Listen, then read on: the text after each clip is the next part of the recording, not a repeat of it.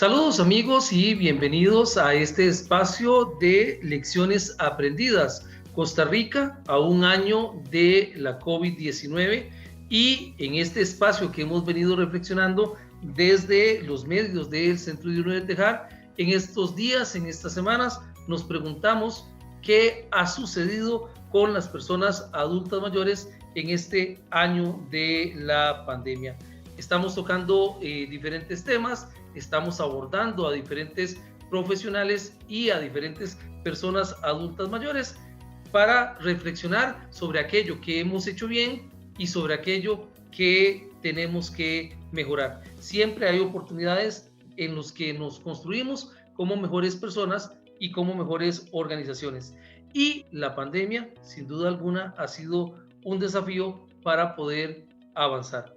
Cumplimos el primer año de esta pandemia y hoy hemos invitado a la máster Katia Sevilla. Ella es gerontóloga, ella es activista en temas de envejecimiento y vejez en Costa Rica y con ella vamos a abordar un tema importantísimo que hemos titulado Gerontología en Costa Rica. ¿Avanzamos o retrocedimos en el contexto de la pandemia? Bienvenida, Katia. Muchas gracias, don Carlos Eduardo, y un saludo a todos los amigos y amigas del Centro Diurno del Tejar y de todas las redes del Centro Diurno del Tejar.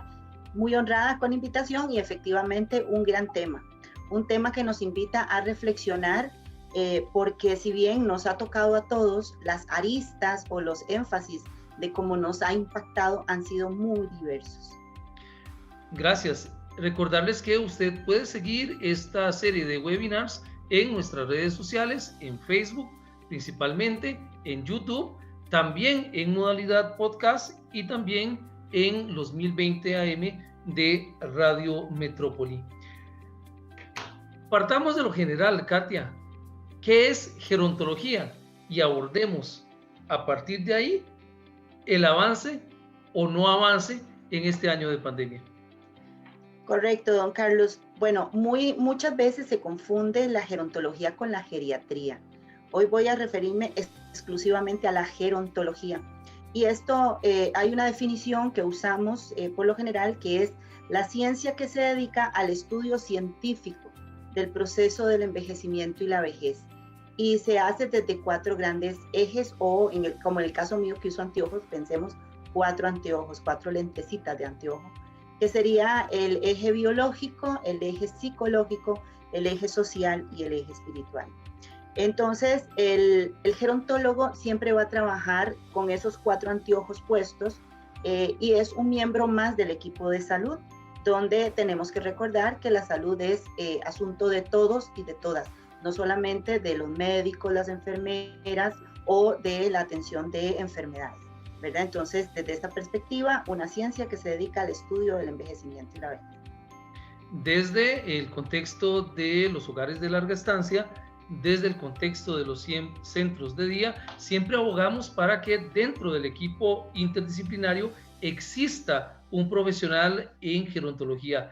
Esto no es realizable por diferentes motivos, sin embargo, siempre hacemos la salvedad de que debería existir un profesional en gerontología en este tipo de instituciones. Y sabemos, Katia, que en Costa Rica ya contamos con un buen grupo de profesionales en gerontología. Sí, señor, habemos más de 150 profesionales graduados, titulados en gerontología, muy deseosos muchos de trabajar, de aportar, algunos como yo, gerontoactivistas, ¿verdad? En estas andanzas, aportando a las políticas públicas y a otros procesos nacionales. Y otras compañeras que aún están en sus ámbitos laborales en instituciones educativas de educación superior y hay otras que están en centros hospitalarios. Pero todavía nos falta ese cambio de foco, todavía no lo hemos logrado, ¿verdad? Donde, bueno, que contexto pandemia, ya entrando un poquito más en la materia, realmente nos llevó a eso, nos llevó a mirarnos, donde no solo yo lo miro a usted, don Carlos, sino que yo también me miro a mí misma, ¿verdad? Es un proceso de introspección. Entonces, igual pasa con las disciplinas. Se evidenció, por ejemplo, la urgencia de la intervención de los psicólogos para la atención de la salud mental de la población con esto del COVID. Y se vio la importancia que tienen estos profesionales. Y algunos otros profesionales ya los teníamos mapeados, trabajábamos de la mano con ellos, y por dicha sí los tenemos dentro de las normas de los centros y albergues, larga estancia, centros de día, el psicólogo está contemplado, y pues es cuestión de tiempo, ¿verdad? De este cambio cultural de los cuidados, para que el profesional en gerontología llegue a tener esta visibilidad por parte de las juntas administrativas y de los administradores de los establecimientos para mayores. Sin duda alguna, trabajamos y luchamos para que así sea. Katia, pero ¿cómo se operacionaliza la gerontología? La gerontología, cuando la llevamos a la práctica, vamos a encontrar, así como tiene 4 anteojos, ¿verdad? 4 lentecitas de esta. Si yo cojo el anteojito de lo social, voy a encontrar allí, por ejemplo, la educación gerontológica. Esto a mí me gusta llamarlo los ámbitos de actuación de la gerontología, porque es lo que nos permite, diríamos en un partido de fútbol, delimitar la cancha y conocer la cancha y ver hasta dónde podemos meter goles. Entonces, tenemos dentro de la parte social de la gerontología, la educación gerontológica, ¿verdad? También vamos a tener dentro de la parte, bueno, y en atención gerontológica, antes de brincar a las otras, como para ir más organizada, vamos a tener la educación formal, que sería la universitaria, y la educación, lo que ya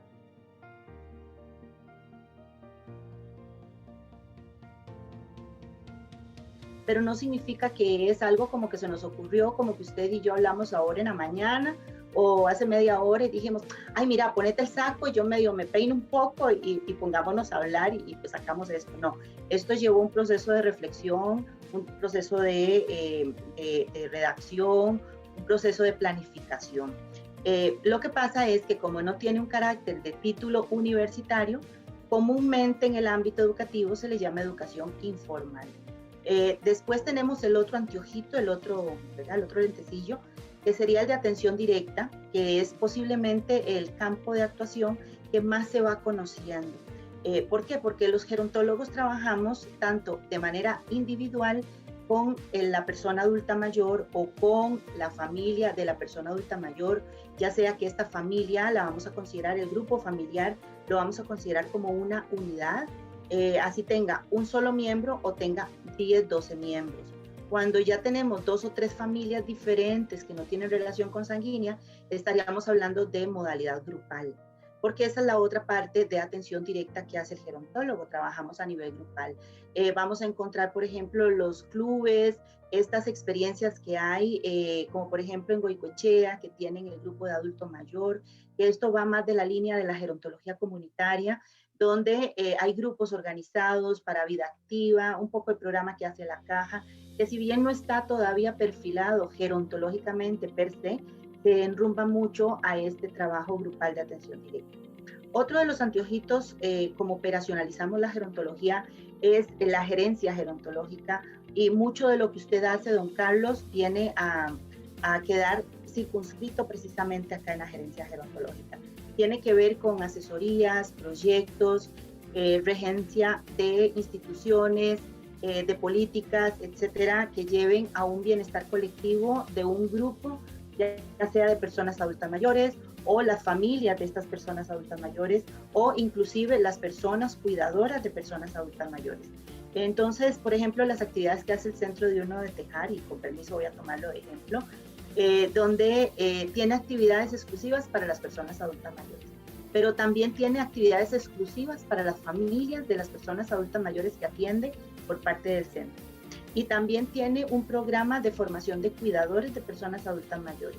Entonces, definitivamente, estas tres actividades, que son ya programas establecidos, vendrían a quedar inscritos dentro de lo que sería la gerencia gerontológica. Y finalmente, el último lentecito, que no es el menos importante, es el de la política gerontológica.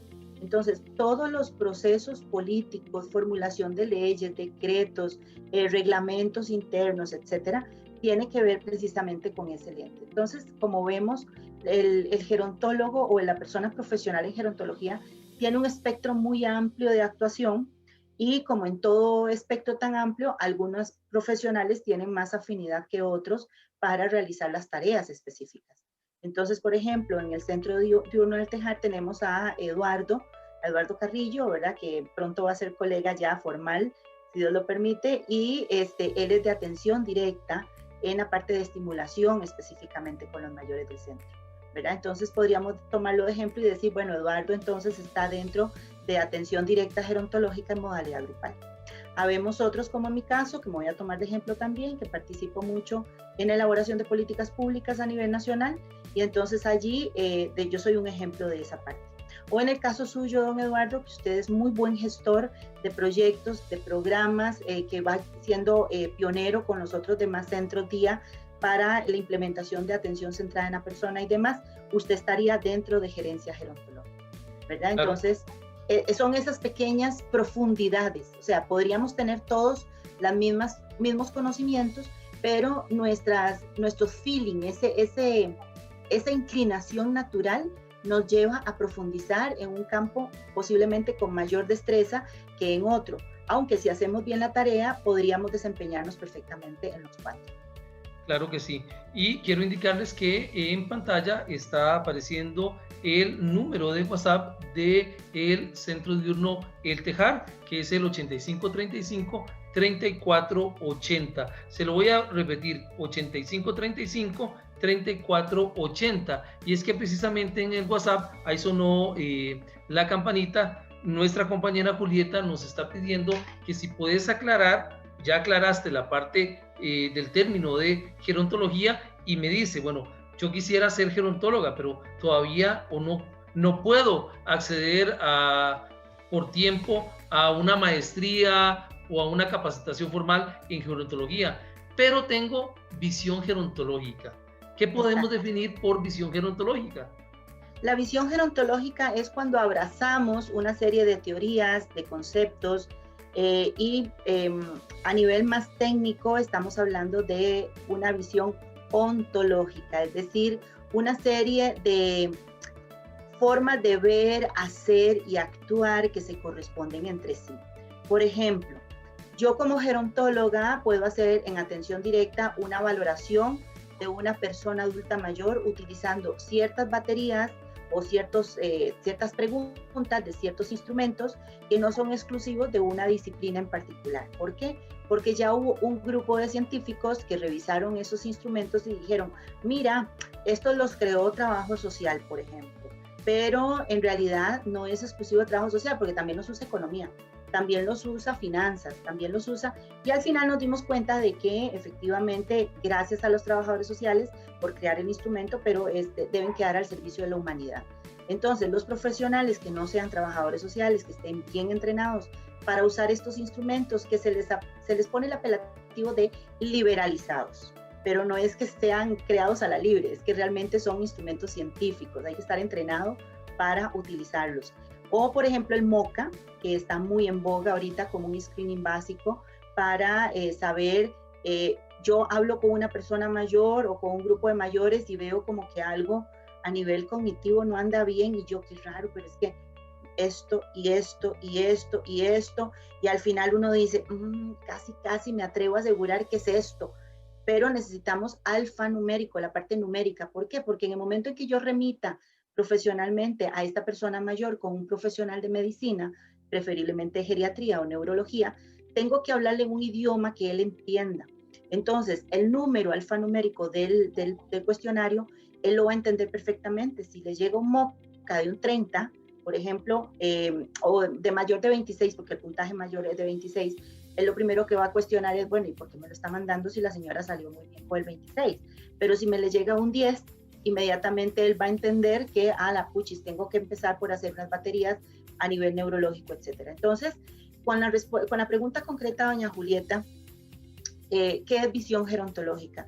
Visión gerontológica significa tener estas capacitaciones, tener los conocimientos, saber usar los conocimientos, pero más interesante aún y mejor, tener la claridad de dónde estoy parada o parado, profesionalmente hablando, para realizar el abordaje. No es lo mismo que yo pueda decir, yo soy gerontóloga y mis abordajes los hago con todos los 4 ojos gerontológicos, a que yo, por ejemplo, mi carrera base es trabajo social y que yo diga soy una trabajadora social sensibilizada en materia gerontológica, es decir, no tengo los 4 anteojos, pero sí tengo una sensibilidad y tengo unas leves nociones y yo podría inclinarme más para trabajar por persona adulta mayor y cuando yo empiezo a tocar la realidad del mayor, empiezo a sentir de otra manera. Es como desarrollar, como cuando se nos despiertan los sentidos, cuando las personas que disminuyen visualmente y despiertan otras habilidades y destrezas y logran desarrollarse en su entorno, bueno, más o menos así sería esta visión gerontológica, es estar sensibilizado. Lo que pasa es que decirlo así tan sencillo suena como, ay, qué fácil, me sensibilizo y ya está, ya tengo visión gerontológica, pero en realidad no es así, esto lleva todo un proceso y a veces es más rápido sacar la carrera en una universidad que terminar de sensibilizarse gerontológicamente, ¿verdad? Porque tenemos una trampa. A veces la trampa está en que estamos en una institución N y yo me he capacitado, he llevado algunos cursos solitos, etcétera, pero cuando llego y trato de hacer alguna innovación en procesos de atención, la jefatura inmediata me dice, Katia, qué pena, mira, te recuerdo que vos estás contratada con esta plaza en particular. Aquí está la cancha, mamita, de aquí no se me salga, no hay forma de que usted se salga de ahí, ¿verdad? Y lo digo porque muchas de mis alumnas de la maestría de gerontología les pasó hace muchos años cuando yo daba clases y tuve que atenderlas, limpiarles lágrimas y demás, porque no era el momento sociohistórico posiblemente para este tipo de instituciones, pero entonces un poco por allí va el. Espero a doña Julieta que haberle contestado su pregunta. Sin embargo, desde el Centro de Uno del Tejar queremos abogar para que en todos los centros de día, en todos los hogares de larga estancia, exista el profesional en gerontología para que dé lineamientos gerontológicos que hagan que la vivencia de los clientes, de las personas adultas mayores, vaya en esa línea, en atención a personas adultas mayores y no que se delimite en otro tipo de acciones. Katia, muy interesante el tema que estamos abordando, pero el 2020 sin duda alguna ha sido el año más difícil en materia de atención gerontológica. Las personas adultas mayores fueron el grupo o uno de los grupos más vulnerables en la pandemia. Y esto obligó a muchas organizaciones, centros de día, hogares de larga estancia, a realizar procesos de innovación, a crear formas nuevas de atención para adaptarse a el desafío de la pandemia. Pero, ¿qué acciones gerontológicas se pudieron implementar desde la gerontología, valga la redundancia, durante la pandemia? Fíjate que aquí les voy a compartir un poco la experiencia que tuvimos desde la organización donde yo trabajo, desde Orientación Integral para la Familia, que también algunas otras instituciones habilitaron con una capacidad, un músculo institucional mucho más fuerte, que fue, por ejemplo, en la parte de atención directa.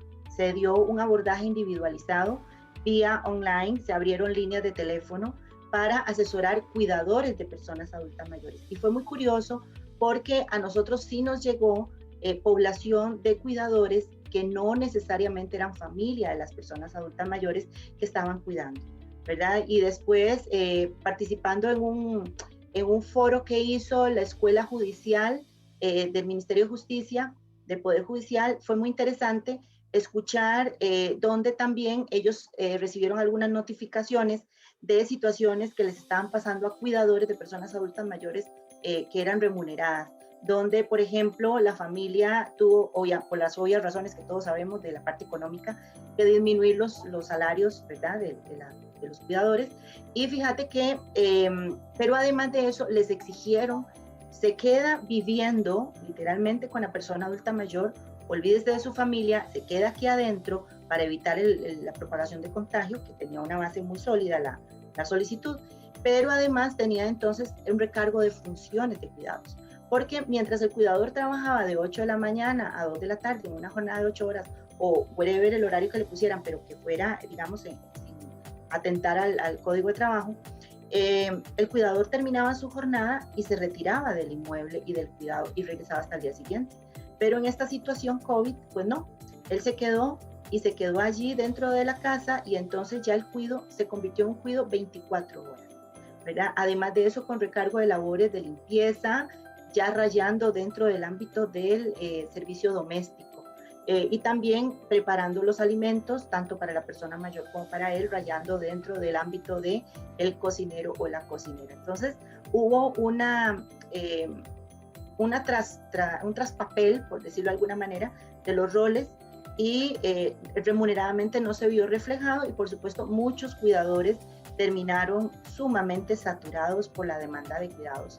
Inclusive el no tener acceso inmediato a la atención de salud de los mayores, donde tal vez se vencía el medicamento y había que llevarlo a una cita subsecuente y por el riesgo al contagio, entonces se empezó a dar atención telefónica y a veces no, mientras el sistema se ajustó, no fue tan rápido, la familia y el cuidador no se prepararon tan rápido y en algunos casos se venció medicamento, por ejemplo un ansiolítico para la noche, y entonces el adulto mayor ya tenía conducta disruptiva, no descansaba nocturnamente, al día siguiente estaba somnoliento, pero el horario del cuidador estaba ya invertido y afectado, ¿verdad? Entonces fue pluricausal y el cuidador se vio afectado. Entonces, en la parte individual, algunas de las acciones gerontológicas que se observaron fue precisamente esa, atender, asesorar telefónicamente a los cuidadores, darles contención emocional. A nivel grupal, se vio que hubo apoyo a grupos organizados de cuidadores, también de personas adultas mayores. Una labor encomiable, admirable y maravillosa fue la innovación de los centros día, y siempre yo pongo este ejemplo del Centro Día Uno del Tejar, por la innovación que hizo de cómo pudo llegar a los hogares de los adultos mayores, no solo de manera material, apoyando con alimento, sino también con cercanía por medio de la intermediación virtual. Que ellos sintieran que no estaban solos, que no se les había cerrado la puerta en la cara, ¿verdad? Sino que siguen siendo parte de. En la parte de educación gerontológica, pues nosotros implementamos la formación 100% virtual de personas cuidadoras de mayores. Tuvimos lo que fueron talleres y fue interesantísimo, tuvimos una afluencia bastante importante y este año continuamos con la experimentación, ha dado muy buenos resultados. Ahorita tenemos un grupo de 12 personas que están cursando el cuidador nivel 1. En cuanto a la gerencia gerontológica, se brindaron asesoría a proyectos y organizaciones. Y esto fue interesantísimo porque nos llegaron solicitudes y recuerdo una en particular de la apertura de un centro día. Y yo decía a mis adentros, no, es que cómo vamos en media pandemia si tenemos incertidumbre y con todo lo que esto implica, cómo vamos a habilitar, no sabemos cuándo se van a recibir las personas y demás. Y aunque no se le cobró a la persona honorarios por el asesoramiento que se le dio, al final terminó enojado, ¿verdad? Entonces me dijo que él no tenía ese criterio de parte mía profesionalmente, porque a mí fue la profesional que me correspondió darle asesoramiento, ¿verdad? Pero lo que hice fue un principio de realidad. En fin, si usted quiere invertir en infraestructura, etcétera, y tiene la capacidad para soportarla a lo largo del tiempo, que no sabemos cuántos años va a durar para poder tener el retorno de inversión, pues adelante, estos son los requisitos que se piden, estos son los protocolos, etcétera, pero mi recomendación técnica es piense otro tipo de alternativa de atención que no sea infraestructuralmente por el momento, puesto que estamos con orden sanitario, pero bueno. Y finalmente, la política gerontológica, que acá sí quiero resaltar cosas interesantísimas que se dieron el año pasado, y una que se dio este año recién, esa está fresquita. La del año pasado fue la aprobación del estándar de cualificación técnica para la formación de personas cuidadoras de personas adultas mayores. En enero, febrero de este año, la ministra de Educación ya firmó el estándar y ya quedó como una normativa nacional. Quiere decir que todas las entidades que nos dedicamos a formar personas cuidadoras de personas adultas mayores debemos sí o sí alinear todos nuestros pensum académicos con este estándar, debemos cumplir con él. La fortaleza que tiene es que primero nos permite ir generando un perfil de quién es la persona cuidadora de adultos mayores.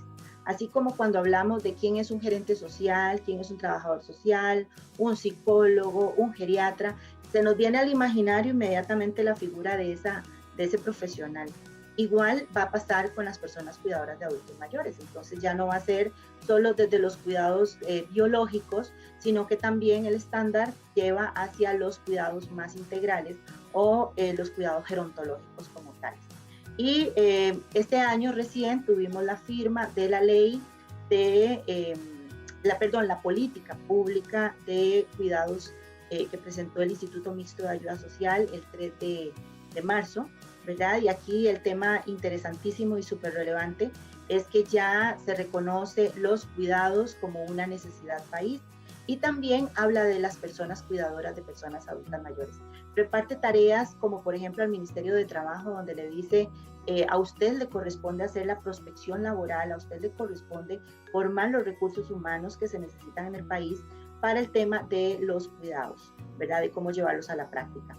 Y también en Asamblea Legislativa tenemos proyecto de ley de la República, el Sistema Nacional de Cuidados, que no riñe en momento alguno con la política recién presentada, sino que más bien viene a darle más músculo, viene a convertirse como una macro sombrilla bajo la cual queda albergada la ley, y entonces al ser muchísimo más musculosa, le va a dar más ímpetu, le va a dar más fortaleza y le va a dar más mecanismos de actuación.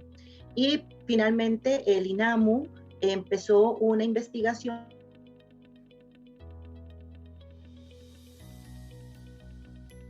obviamente el instituto iba a ir sobre las féminas, y cuando convergimos en una de las mesas de trabajo de OPS, yo le comentaba a la compañera coordinadora y le dije, mira, pero es que no solo las no remuneradas sufrieron, las cuidadoras mujeres remuneradas también sufrieron los embates del COVID-19. No estaban en el mapa. Ella muy asertivamente me dijo, fundamentámelo más. Entonces se le envió un oficio, algunas fundamentaciones técnico-prácticas, y realizamos un focus group ahora en el mes de marzo con un grupo de 9 personas dedicadas a la venta de servicios como cuidadoras en domicilios y en establecimientos de adultos mayores. Y efectivamente fue interesantísimo. Por primera vez se ve la persona detrás del quehacer. Ajá, así como a don Eduardo pueden verlo como el administrador, y a mí me pueden ver como la coordinadora. Cuando nos quitamos esas chaquetas, quedamos las personas que estamos detrás de la figura pública, ¿verdad? Entonces, fue muy interesante que esta visión se lograra transmitir al INAMU, donde ellas ahora están muy sensibilizadas y muy interesadas en continuar investigando sobre las personas cuidadoras de personas adultas mayores en el país. Entonces, básicamente, así sanforizadamente, fue mucha información, pero traté de resumirla lo más que se pudo. Claro que sí, Katia, sonó la campanita de nuestro WhatsApp, el 85 35 34 80. Ese es el número de WhatsApp del Centro Diurno de Tejar, y precisamente doña Vera nos está pidiendo que recordemos que una de las acciones que se hicieron el año pasado a nivel gerontológico fue la celebración del Día Nacional de la Persona Cuidadora. Correcto, correcto. Muchas gracias a doña Vera por el recordatorio, y gracias a usted, don Eduardo, por estar pendiente.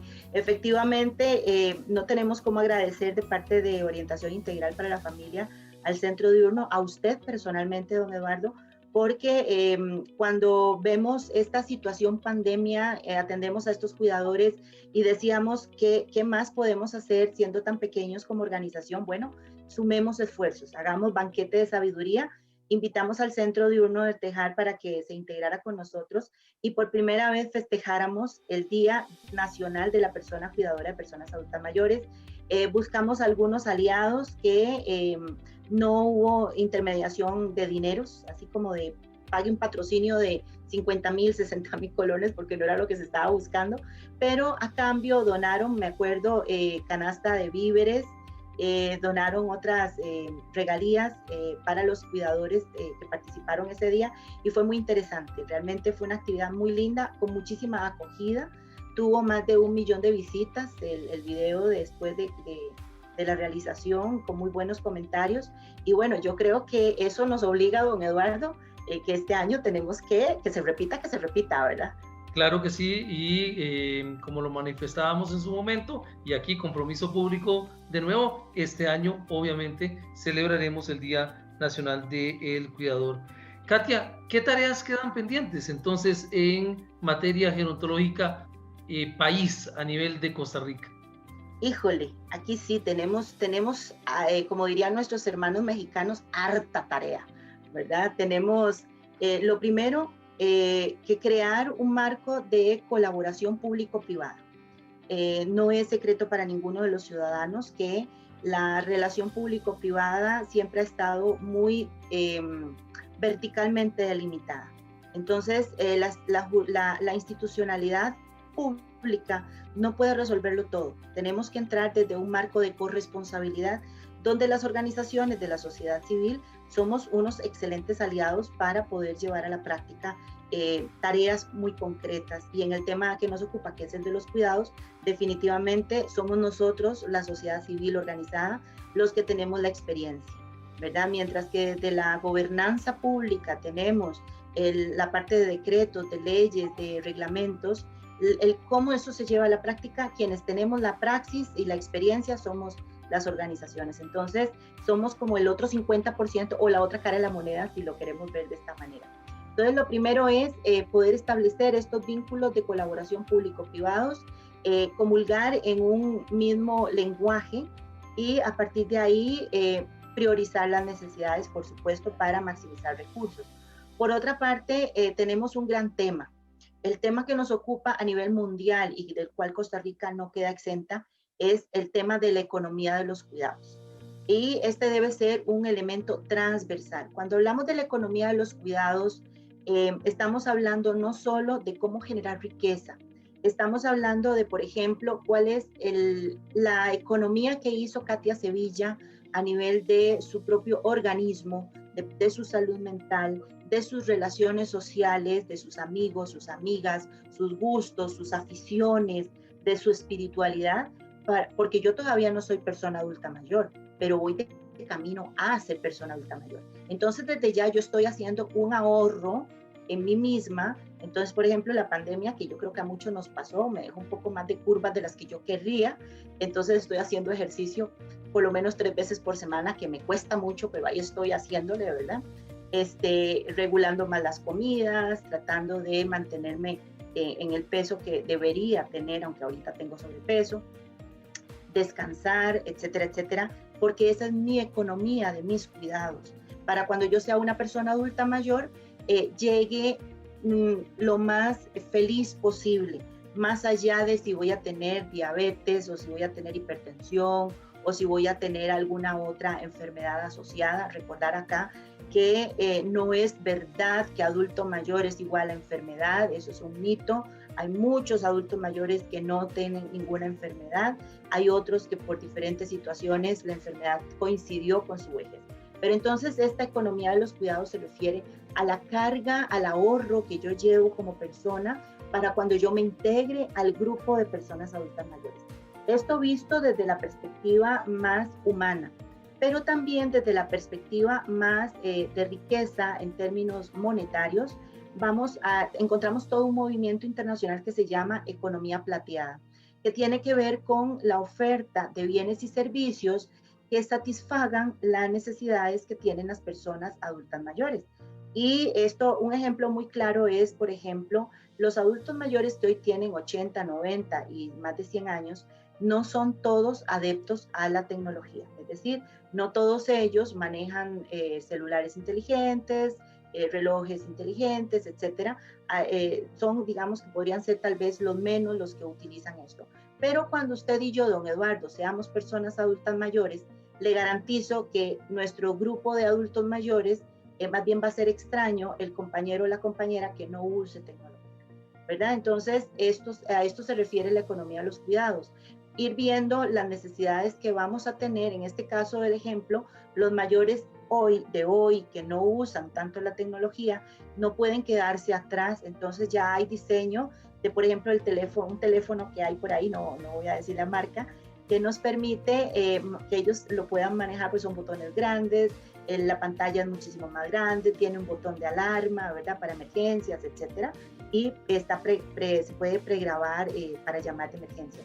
Este es un producto tecnológico para que no se queden atrás en el campo gerontológico de la economía de plata, ¿verdad? La economía plateada. Este es un ejemplo de cómo se produce este bien y este servicio para las personas adultas mayores. Y así sucesivamente, ropa adaptada para sus necesidades, si están utilizando silla de ruedas o están en cama, que sea confortable, que permita cuidar tanto a la persona que la usa como al cuidador, que es encargado de hacer los cambios de posición y demás para cuidar la columna del cuidador, porque ya sabemos que el cuidador también está envejeciendo y en algún momento llegará a ser persona adulta mayor. Entonces, en materia de economía de los cuidados, como elemento transversal enmarcada en la cancha de la economía plateada, la mirada tiene que ser integral, integrada y universal. Es decir, no solo focalizada en dependencias. Muy importante este tema porque siempre se habla que cuidamos a las personas dependientes y se nos olvida que, por ejemplo, si yo sé que usted como amigo mío está enfermo, yo le mando un mensajito de WhatsApp por aquello de que esté tomándose algún medicamento y lo tenga más dormido, pero en algún momento usted se despierta y usted lo ve y dice, ah, mira, Sevilla me está preguntando cómo sigo. Y ya usted determinará si se siente en condiciones de poder contestarme el mensaje o no. Pero usted se sintió que yo lo pensé, que yo estoy pendiente de usted y que no necesito estar ahí, llame, pero afectuosamente estoy cuidando, ¿verdad? Esa es una forma de expresión de los cuidados. Otra forma de expresión de los cuidados que se vio y se sigue viendo en tiempos de COVID-19, los hijos y las hijas o los vecinos que se organizan para ir de compras de los alimentos para las personas mayores y se los llevan hasta la puerta de la casa. Mucho más antes de que existiera el delivery o el envío de puerta a puerta por parte de algunas agencias. Entonces, esta es una prueba de la parte de demostración afectuosa de los cuidados. Los nietos que llaman por videollamada a los abuelos para ver cómo están, por lo menos una vez a la semana, este es una expresión de integración social y también es un cuidado afectuoso, ¿verdad? Entonces, no necesariamente tenemos que hablar de una única mirada de los cuidados, sino que tenemos ya entonces un abanico muchísimo más amplio. Y no menos importante, hay que legitimar el enfoque gerontológico. Definitivamente necesitamos estos anteojos gerontológicos en todas las personas que trabajamos para y por las personas adultas mayores, la vejez, el envejecimiento y las personas cuidadoras de personas adultas mayores. Y estos anteojos debemos usarlos desde las políticas públicas hasta los servicios de atención para las familias, los cuidadores y las personas adultas mayores. Es algo que nos tiene que atravesar a todos para que esta mirada sea una mirada compartida. En ese momento es donde ya vamos a estar más articulados. Claro que sí, doña Katia, y le manifiesto mi compromiso desde la gerencia social porque me parece que todos podemos aportar a que nuestras organizaciones, nuestras comunidades, nuestros gobiernos locales trabajen con visión gerontológica. Todos podemos colaborar para que tengamos gerontoentornos, me encanta mucho decir ese término, ¿verdad? Porque al final de cuentas somos un país que está envejeciendo y que nosotros estamos envejeciendo con él, y que todo lo que podamos construir al final va a crearle beneficio a las personas adultas mayores de hoy y a las personas adultas mayores del mañana, de las cuales nosotros vamos a estar en ese grupo. Quiero agradecer a todas las personas que han estado escribiendo en nuestro WhatsApp y a las que están escribiendo acá en la caja de comentarios de Facebook. Como son tantos los comentarios y en diversas redes por las cuales estamos saliendo, yo me comprometo a compilar las preguntas para generar otro espacio con la máster Katia Sevilla para que nos enamore más de la gerontología. Doña Katia, en síntesis, entonces, ¿avanzamos o retrocedimos en materia gerontológica en este año de la pandemia acá en Costa Rica? Bueno, esa es la pregunta del $1.000.000, ¿verdad? Yo me atrevería profesionalmente a decir que avanzamos en el tema del cuidado, ¿verdad? De los cuidados, no del cuidado, de los cuidados, con leyes y normativas, pero no avanzamos tanto en materia de trabajo colaborativo público-privado, ¿verdad? Entonces allí tenemos las leyes que nos permiten un músculo de operacionalización, pero ¿Cómo lo llevamos a la práctica? Todavía esa parte hay que limarla. Y también aún existen instituciones del Ejecutivo que no realizan apertura de puertas, ¿verdad? Para que las organizaciones de la sociedad civil nos integremos en ese trabajo colaborativo. Entonces, yo lo visualizo de esa perspectiva. Es muy arrogante de mi parte decirlo de esta manera, pero creo que hay que crear toda la estructura, el andamiaje de la estructura, para que entonces las instituciones de la sociedad civil ingresen de acuerdo a sus habilidades y destrezas, y empecemos a darle ya un entretejido, ¿verdad? Entre todos de acuerdo a objetivos específicos. Porque no es casualidad, todas las instituciones de la sociedad civil estamos alineadas con ODS.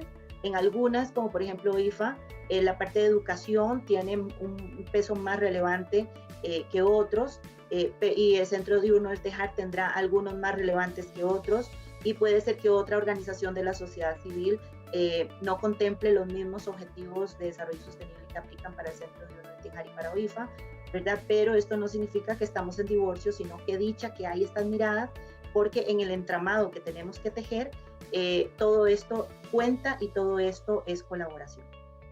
Ha sido un año muy difícil, pero ha sido una oportunidad para mejorar, una oportunidad para innovar.